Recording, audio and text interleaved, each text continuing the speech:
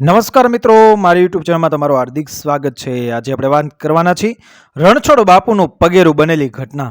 અંધારી મેઘલી રાત છે અને અફાટ રણ, જેમાં દિવસે પણ માણસને માર્ગ ના મળે એવા રણમાં એક પાઘડીધારી વીર પુરુષ 7 ગાંવ એટલે કે 20 કિલોમીટરનો પંથ મેઘલી રાતે કાપીને સુઈ ગામના આર્મી કેમ્પમાં દાખલ થયો।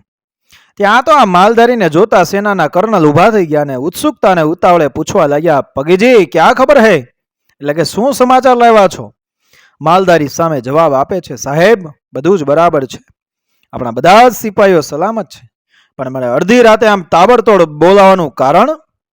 ત્યારે ફોજના અફસર આખી વાત કરી કે પાકિસ્તાન તરફથી કોઈ મોટો એ પડકાર આપણી સામે આવે એના પહેલા જ આપણે એમને એમના આજ ઘરમાં ઘૂસીને દબોચવા છે। આખી વ્યૂહ રચના એ માલધારીને ફોજના અફસર સમજાવે છે અને સામે ગામડાનો માલધારી પોતાના અનુભવના આધારે ક્યાં શું કરી શકાય એની વિગતો આપે છે અને મધ્યરાતે ભારતની ફોજની છાવણીમાં હલચલ ચાલુ થઈ। આ માલધારી બીજું કોઈ નહીં પણ આપણા વિસ્તારના લીંબાળા ગામના એ સુરવીર રણછોડ બાપુ રબારી એટલે પગી બાપુ પોતે હતા। એમનું મૂળ ગામ માવસરી હતું અને પારકર એટલે કે પાકિસ્તાનમાં ભાગલા પહેલા માલઢોર લઈને જતા આવતા એટલે આખા પારકરને પોતાના પગ તળિયે માપી લીધેલ આવા રણછોડ બાપુ પગેરું કાઢવામાં પારંગત હતા। એ સમયમાં ક્યાંય ચોરી થાય કે કોઈ અપરાધ થાય તો અપરાધીને શોધવા માટે પગીની ખાસ જરૂર પડતી અને આ પરંપરા એ રાજા શાહીથી ચાલી આવતી હતી અને હજુ પણ આ વિસ્તારમાં ક્યાંક જોવા મળે છે। રણછોડ બાપુ પગ જોઈને કહી શકતા કે આ માણસ કઈ દિશાથી કઈ દિશામાં ગયો છે, એની કેટલી ઉંમર હશે, માથે કેટલું વજન ઉપાડ્યું હશે અને કેટલો પંથ કાપીને આવ્યો હશે, એવી બધી માહિતી પગેરું કાઢવામાં પારંગત હતા। અને 1971ના યુદ્ધ સમયે ભારતની ફોજમાં હંગામી ધોરણે એમને પગી તરીકેની પોસ્ટ પર નિયુક્ત કરવામાં આવ્યા હતા। માટે એ યુદ્ધ સમયે ભારતીય ફોજની મદદ માટે બોરડિયા બેટથી આગળ એ સરહદ પર તૈનાત કર્યા હતા। એમની સૂઝબૂઝથી 1971ના યુદ્ધમાં ભારતીય સિપાહીઓની બહુ જ નહિવત પ્રમાણમાં ખુવારી થઈ હતી, પણ એ દિવસે ભારતની ફોજની આગળના યુદ્ધની વ્યૂહરચના માટે એમને સરહદ પરથી અહીં બોલાવવામાં આવ્યા હતા। મધ્યરાત્રિએ એ ફોજનો કાફલો નીકળ્યો। સરહદ પર સૌથી આગળના વાહનમાં પગી બાપુ અને સાથે ફોજના અફસર અને પાછળ એ આખો કાફલો અંધારી રાત અને વાહનોની લાઈટો બંધ રાખીને કાફલો રણછોડ બાપુ રસ્તો બતાવતા જાય એમ આગળ વધતો હતો। રણના એક એક બેટ અને એક એક ઝાડ ઝાંખરાથી વાકેફ એવા અનુભવી એ રણછોડ બાપુનો અનુભવ આજમાં ભારતી માટે કામ આવ્યો એવું વિચારીને પગી બાપુ મનમાં પોતાના અહોભાગ્ય સમજતા હતા। મધ્યરાત્રિના ત્રીજા પહોરે કાફલો નટાબેટ પહોંચી ગયો। પગી બાબુએ અફસરોને માહિતી આપી કે આનાથી આગળ વાહનમાં જવું હિતાવહ નથી, માટે હવે અહીંથી આપણે પગપાળા જ નીકળીએ, કારણ છે આગળ પોલું રણ છે કે વાહનો કીચડમાં ફસાઈ જશે તો દુશ્મન આપણો ઈરાદો જાણી જશે, માટે હવે અહીંથી બધા સિપાહી પગપાળા અલગ અલગ ટુકડીઓ બનાવો અને એક બીજી ટુકડી વચ્ચે 1.5 કિલોમીટરનું અંતર રાખો। એક ગામડાના ઢોર ચરાવતા માલધારીની એ સૂઝબૂઝ જોઈને એ ફોજના અફસર પણ પગી બાપુ પર ઓળઘોળ થઈ ગયા। ત્યાં તો ફોજ પગપાળા નીકળી આગળ પગી બાપુ અને પાછળ ફોજની ટુકડીઓ। સૂરજને ગળી જાય એવા મેઘલી રાતના ઘોર અંધારામાં એ મા ભૂમકાની રક્ષા માટે આજે લીંબલા નો રબારી સપૂત માર્ગ બતાવતો જાય છે। સવાર થવાની તૈયારીમાં હતી। ફોજની ટુકડીઓ ધનબેટ સુધી પહોંચી ગઈ। હવે બધાને આરામની જરૂર હતી।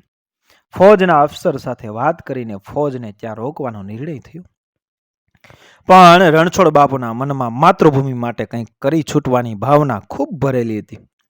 સવાર થઈ, ફોજને ધનબેટમાં બાવળ બહુ છે, માટે અહીં છુપાઈ શકાય એવી પ્રાકૃતિક જગ્યા હતી। ફોજ ત્યાં રોકાણી, પણ રણછોડ બાપુ અફસરને બોલાવીને એકાંતમાં કંઈક વાત કરીને ત્યાંથી નીકળ્યા। એક બાજુ તોપોના ધમાકા ગોળીઓના વરસાદ થતો હતો, પણ જેના દિલમાં દેશદાજ ભરેલી હોય એને મોતની ક્યાં પરવા હોય છે। સરહદની પેલી બાજુના ગામડાઓમાં રણછોડ પગીની સારી એવી ઓળખાણ હતી અને પાછા માલધારી માટે કોઈને શંકા પણ ના થાય, એટલે ત્યાંથી પોતે પગપાળા એકલા નીકળીને સીધા પાકિસ્તાનની સરહદમાં દાખલ થઈ ગયા. ત્યાં એક ગામમાં જઈને રાત્રિ થવાની વાટ જોવાની હતી, પણ ત્યાં એક ઘટના ઘટી ગઈ કે પાકિસ્તાની ફૌજના કોઈ સિપાહીની નજરમાં પગી બાપુ આવી ગયા. સિપાહી એમને પકડીને થાણામાં લઈ ગયા અને કેદ કર્યો, પણ પહેરવેશ એકદમ ગામઠી એટલે પાકિસ્તાની ફૌજને વધારે કંઈ પૂછ્યું નહીં અને શંકા પણ ના થઈ. પણ રણછોડ બાપુ હવે મનમાં વિચારવા લાગ્યા કે હવે શું કરવું. એક બાજુ ભારતની પલટન અહીંયા ધનબેટમાં રણછોડ બાપુના આવવાની વાટ જોવે છે અને આ બાજુ પગી બાપુ પાકિસ્તાનના કેદખાનામાં છે. હવે સાંજ પડવાની તૈયારી હતી. રણછોડ બાપુની વેદના વધતી જતી હતી. સૂરજ આથમવાની તૈયારીમાં હતો અને સંધ્યા અટીટાણું થયું હશે, પણ અચાનક રણછોડ બાપુના મનમાં એ પાડણવાળો ભોળિયા મહાદેવની યાદ આવી કે હે મૂળેશ્વર મહાદેવ દાદા, તમને સિદ્ધના સુમરા સામે મૂળરાજ સોલંકીને વરદાન આપીને વિજય અપાયો હોય તો હું તો મારા માટે કંઈ નથી માંગતો, પણ માતૃભૂમિ માટે તારી પાસે અરજ કરું છું કે મને આ કેદખાનામાંથી મુક્ત કરાવે. જો તે મૂળરાજની હાજર પરચો આપ્યો હોય અને તારું નામ આજ સુધી જેટલી વાર લીધું હોય એટલું સાચા મનથી લીધું હોય તો મને કંઈક માર્ગ બતાવ. આવી મૂળેશ્વર દાદાને પ્રાર્થના કરે છે, પણ જેમાં અંધારી રાતે મથુરામાં કંસની જેલમાં તાળા તૂટી જાય અને વાસુદેવને માર્ગ મળી જાય એવું જ કંઈક બન્યું હો.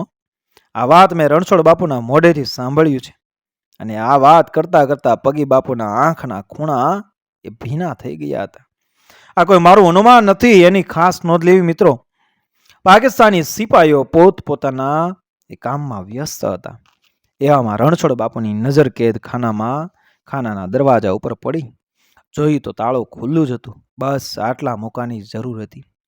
પગી બાપુ પાકિસ્તાની સિપાહીઓને ચકમો દઈને ત્યાંથી ભાગી છૂટ્યા અને નીકળ્યા સીધા ધનબેટ બાજુ. પણ વચ્ચે આવતી દુશ્મન દેશની ફૌજની તૈયારીઓ અને પોઝિશનની એક એક માહિતી ભેળી કરતા સંતાઈને રાત્રિના અંધકારમાં હાલ્યા કરે છે. ડગલે ને પગલે મોત ઊભું હતું, પણ આપણો માલધારી વીરલો આજે માતૃભૂમિના હેતમાં એવો તો રંગાઈ ગયો હતો કે એને આજે કોઈ પ્રકારનો ભય લાગતો નહોતો. ત્યાંથી સીધા પગી બાપુ ધનબેટ પહોંચ્યા અને પૂરી સ્થિતિની જાણકારી આપી. એટલું ચાલીને પણ પગી બાપુના ચહેરા પર બિલકુલ થાકની અસર જોવા નહોતી મળતી. આ જોઈને ફૌજના એક સિપાહીને પોરોના પલ્લા છૂટતા હતા. નક્કી થયા મુજબ પાછો કાફલાઓ ત્યાંથી રવાના થયો અને દુશ્મનોની એક એક ચાલને નિષ્ફળ કરીને વિજય ફટકાવતી ભારતની ફૌજ પાકિસ્તાનમાં 10-12 કિલોમીટર અંદર ઘૂસી ગઈ. પણ ત્યાં બીજી સમસ્યા આવી કે ફૌજ પાસે હવે આગળ લડવા માટે દારૂગોળો ખૂટવા માંડ્યો હતો. અફસરને મૂંઝવણમાં જોઈને રણછોડ બાપુ અફસરને કહ્યું કે તમે જી હુકમ આપતા હો તો હું દારૂગોળો લઈ આવું. કર્નલ સાહેબ બોલ્યા કે તમે એકલા નહીં પણ સાથે 2 સિપાહીઓને લેતા જાઓ. ત્યાંથી રણછોડ બાપુ નડાબેટ આવીને 5 ઊંટ ઉપર દારૂગોળો ભરીને ક્યાંય પણ વિહામો લીધા વગર સીધા એ યુદ્ધના મોરચા સામે નીકળી પડ્યા. આગળનો દારૂગોળો ખતમ થાય એના પહેલા તો એ દારૂગોળો ફૌજ પાસે આવી ગયો હતો અને બાકીનું કામ ફૌજે પૂરું કર્યું. 1971માં ભારતની ફૌજ કરાચી સુધી પહોંચી ગઈ. એના માટે આવા કંઈક નામી અનામી સુરવીરના પરાક્રમો સમાયેલા છે. 1971ની લડાઈની જીત પછી રણછોડ બાપુ પગીના પરાક્રમની વાત છેક ભારતની ફૌજના એ વખત વડા જનરલ માણેકશા સુધી પહોંચેલી અને એમણે સેના તરફથી મેડલ પણ મળેલ છે. જનરલ માણેકશાહે રણછોડ બાપુને મળવા માટે દિલ્હી બોલાવ્યા હતા અને એમની સાથે ભોજન પણ લીધેલું અને પગી બાપુની પીઠ થાબડીને કહ્યું હતું કે પગીજી આપને બહુ અચ્છા કામ કિયા હૈ. આ વાત જ્યારે પણ પગી બાપુ કરતા ત્યારે એમનામાં અલગ જુસ્સો ને જોહમ દેખાતું. અત્યારે બોર્ડર પર છેલ્લી પોસ્ટને રણછોડ પોસ્ટ નામ પગી બાપુનું નામ આપીને આપણા પગી બાપુ અને આપણા વિસ્તારની નામ લેવાય છે. પગી બાપુ શ્રાવણ માસની પૂનમના મૂળેશ્વર મહાદેવના મંદિરે સ્વામી અને સાધુને જમાડતા. અત્યારે એમની પરંપરાને ટ્રસ્ટના સહયોગથી વધારીને દર સોમવારે તમામ દર્શનાર્થીને જમાડવામાં આવે છે અને મંદિરે નિત્ય સદાવ્રત ચાલુ છે. એવા આપણા રણછોડ બાપુ રબારીને એટલે કે પગી બાપુને વારંવાર વંદન છે મિત્રો. નોંધ, આમાં જે પ્રસંગોનું વર્ણન છે અમુક વાતો લોક મુકેથી અને કેટલીય વાતો રણછોડ બાપુના મુખેથી સાંભળેલી છે. રણછોડ બાપુ મૂળેશ્વર મહાદેવના મંદિરે શ્રાવણ માસમાં એ સોમવારે અચૂક આવતા અને હું ત્યારે નિશાળમાં રજા હોય એટલે ઢોર ચરાવવા જતો અને બપોરે ઢોરને પાણી પીવરાવવા મહાદેવના તળાવે આવીએ ત્યારે બાપુ પાસે બેસીને એમની પાસે આવી વાતો બહુ સાંભળી છે. મને આવી વાતો સાંભળવાનો આનંદ એ આવતો. જિજ્ઞાસા થતી કે કારણ કે અમારા ગામથી સામે પાકિસ્તાનના ડુંગર દેખાય એટલે ત્યાં શું છે અને કેવું હશે એ જાણવાની બહુ ઉત્કંઠતા થતી. એના આધારે આ લખ્યું છે, છતાં લખાણમાં કંઈ ખામી કે ત્રુટિ જણાય તો સુધારો આવકાર્ય છે. મિત્રો, આ પ્રયાસ છે આપણા વિસ્તારના ઇતિહાસને ઉજાગર કરવાનો. માટે હું પૂરી પ્રામાણિકતાથી ઇતિહાસને ઉજાગર કરવાનો પ્રયત્ન કરું છું. રણછોડ બાપુ પગીના જીવન પર એક ફિલ્મ પણ બની છે. પગી બાપુને વંદન સાથે અહીંયા વિરમું છું. મિત્રો, વિડીયો પસંદ આવે મારી ચેનલ સબસ્ક્રાઈબ કરો, ફોલો કરો, શેર કરો. મળીએ આવી જ ઘટનાને પ્રેરણાદાયક વાર્તાઓ સાથે આગળના વિડીયોમાં આપણા શૂરવીરો સાથે, આપણા ઇતિહાસ સાથે. જય મા ભવાની, જય માતાજી.